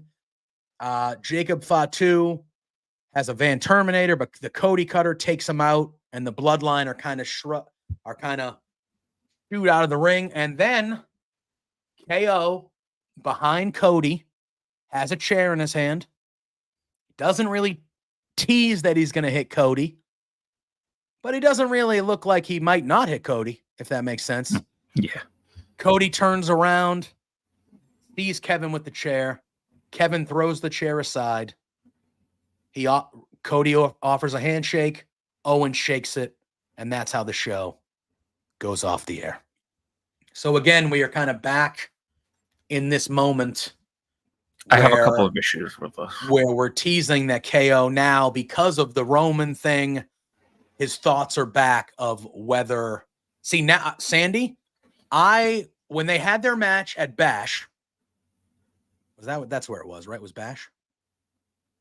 Or was it the one before that? It was Bash. No, Clash? Was that Bash or Clash? Which one was it at? Bash? Either way, Bash. When they had their match and the whole story was KO it was Bash. Maybe turning, at that moment, I was very adamant, like, I don't want KO to turn. He always turns. I don't want him to do it. I want him to be the good guy at the end of this. Now that they're leaning into it again, I think I'm leaning towards agreeing with you, Sandy. I think KO will turn now. I think KO will eventually turn now. I don't like it. I'm still hoping not. I only want Randy to be the one that turns on Cody. All right, so let me hit a few points here. Yeah. Let me hit a few points here. So, I don't like how Triple H is treating DIY. I just don't get this. They were like the Triple H guys, and then they got the tag titles, and then kind of quickly lost them to Theory and Waller. Yep. It's like, okay. And they're just kind of like fodder for this story. They lost them to the Bloodline, didn't they? Or just yeah, they lost to the Bloodline. I'm sorry. Right, it was Austin Theory and Grayson Waller lost it to DIY. Correct. DIY and they didn't have them long. They had them for a few weeks, and then they lost them straight. Yeah, it was like a month. Yeah. I'm not a fan. I'm not a fan of how he's been treating them. I like them a lot. And this match ended very weird. Okay. Why? I mean, I get it, ref's discretion and all that stuff, but why would just a guy who is in the match already, Mm. pulling an opponent out of the ring, cause a no contest. I don't know. I think they kind of built it up, at least in commentary. I feel like they built it up that it was like, oh, he's finally had enough. It's been chaotic the whole time. He's been trying to keep peace. He knows he can't. So he was fed up and just said, you know what? Forget it. This is over. I'm not doing this. Well, that's a shitty referee. That's at least how I felt. I felt like it was presented to me, was that this referee was trying to keep order this whole match, but he just couldn't with these guys. And he was like, you know what? I can't keep order. It's supposed to be a normal 6-man tag. I can't keep order. You guys won't stop breaking the rules. F it. This is over. Yeah, but it's not a stand. I would understand if it was a singles match. Yeah. But it's a 6-man tag. Yeah. And the guy doing it is in the match with the other guy that he's doing it to. Yeah. It's not like it's an outside interference. Mm-hmm. So I agree. Yeah, it was weird. Yeah. It was weird. But I at least felt like that was how they tried to play it off. Yeah. That the ref just lost control and he could not gain control, so he just called it, kind of thing. Yeah. But yeah, then the KO Kevin Owen Cody thing was like, okay, yeah, that's another thing that we're gonna see for another month of like they've really been doing it for like a month now, since before Bash in Berlin. We have to assume that Cody is officially going to be done with the bloodline after this tag match, right? We have to assume. Well, KO turning on him would definitely help. That's for sure. That's what I'm thinking. What if that's a way that they do it? What if at the pay-per-view, the other bloodline guys get involved in that tag match, and KO comes down, and you think he's going to help? He's not going to help Roman, but you think he's going to help Cody, and he actually drops Cody. Cody takes the pinfall. And then you lead to Roman saying, well, I lost, but you didn't beat me. And that it can't be Cody taking the pinfall, because then Solo is going to want another title match, and he's not going to be done with the bloodline. But if Cody takes the pinfall because KO is the one that, you know what I would do? I would have it be, there's got to be a reason why they did in that video, Cody saying, you have to have my back, and I'll have your back. I think what could happen, an interesting story beat to this would be, Cody's on the outside. Mm-hmm. He gets taken out by Kevin Owens, and Roman doesn't see it. So Roman thinks that Cody went back on his word about looking after him and having his back, so that they have that storyline for whenever they have their match together again. That'd be fun. But I think there's got to be some variable that takes Cody out of the bloodline stuff, and unfortunately, it's going to be Kevin Owens' turn. It has to be. It's just. Now, we thought it was going to be Randy Orton. Randy wasn't on the show. It should still be Randy. But it should still be Randy. Or maybe Randy goes, okay, Kevin Owens turns on him. Then the next pay-per-view, to continue Cody being away from the bloodline, then Randy turns on him. I don't know. Man. But what if everybody thinks it's going to be KO that turns on Cody, but it's still Randy that does? I don't know. We're going to have to, we're going to, again, I'm hoping when Cody walked into Nick Aldis's office last week and said he was done with the bloodline, I wanted to kiss my TV screen. True. I wanted to kiss my TV screen. And then an hour later, he was in a friggin' tag match with the guy that he's been feuding with for 2.5 years. Yeah. Makes no sense. Not the greatest decision, but makes no sense. And I knew it was happening. It wasn't on this show, but I've been getting in mini arguments with Pluggo, because I said, I said, are you ready for Roman and Cody to be teaming up at some point once Roman comes back? And Pluggo was like, they can't do that. I'm like, yeah, they shouldn't do that, but they can, and they will. And they did. And they did. Because that is, again, and look I am somebody that is super high on WWE right now. Like a lot of people, it's been great. And the shows have been good.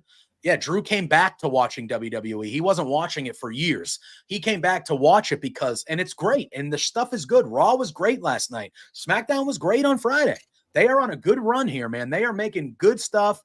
But this, I do not like. I just do not like Cody and Roman teaming. It's just something about it where it's like, dude, I understand common enemies and I understand stuff like that. No, dude. Cody, that guy, Roman, made your life a living hell for over 2 years. That's just something you don't shrug off.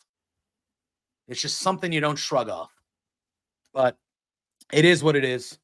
All in all, though, really good week of WWE television. I thought SmackDown was strong. I thought Raw was excellent last night. The Jey Uso winning the title was really a special moment. Good for him. They had to pull the trigger at some point, and they did. And I'm happy for Jey. You could see the emotion on his face. I'm happy for him. He's super over. I have been waiting for WWE to not just tell me that he's a main event guy, but actually show me that he's a main event guy. And I know the IC title is not the main title, but they proved to me last night that Jey Uso is a main event guy. Sandy, NXT is really good too. We don't really talk about NXT on here. We're mainly main roster people, like main roster show. But NXT was good. Punk was on there. The Julia, Roxanne Perez stuff is really good. And they're debuting a week from today.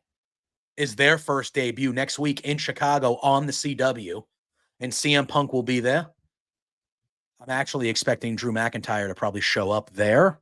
And that will be the last time we see them two together. Yeah. I don't think they'll be on Raw, or I think that, like I said earlier, they shouldn't be on Raw.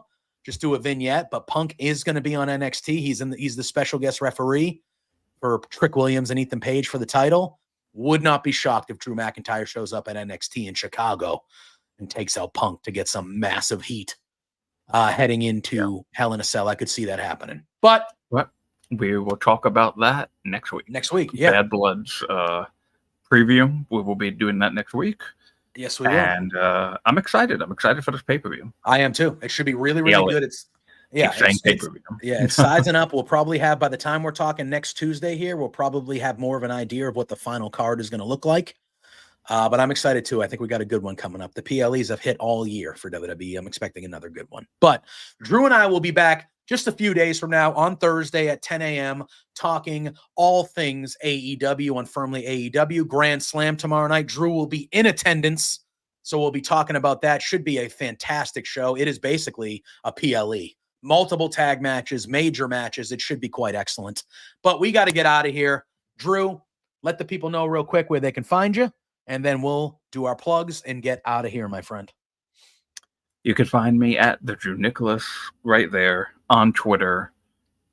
And also follow at Firmly LW on Twitter as well. That's our Firmly Love Wrestling Twitter account where we give you all our news and stuff if we're delayed by accident, or maybe we'll start reviewing shows, like doing tweets on, a lot of people like doing that. Maybe we start doing that. I don't know. We can figure that out. So go follow that. I'm on Roundtable Pro Wrestling Podcast. I'm collecting super chats and humper chats for FIFO for the Collision post show on Saturday nights with Rick Cresta and Iridian. And yeah, that's it. I think that's it. There it is. Yeah. You can find me here Tuesdays and Thursdays with this fella. This fella right here, talking some graps, as they say. Thursday nights, 8 p.m., same channel as here, the flagship, Pluggo and I, Between Two Beards. So check us out there. You can follow me at JPJ Loves Gaming on all social media platforms. For everyone here in the chat, Sandy, good to see you back, my friend. Scott, Spencer earlier, all you guys, we appreciate you tremendously. They're amazing as well. And you guys know the drill. Drew and I will see you bright and early Thursday morning. Until then, though. And we might have a guest. We might. Yeah. Pay attention to our socials. We got to be more active on our socials. We need to be more active. We'll try to do that in the future, like Drew just said. But pay attention to our socials because we very much could have a guest. Who knows? But until then, For Drew, for myself, thank you all for tuning in, and we'll see you on Thursday. Peace out.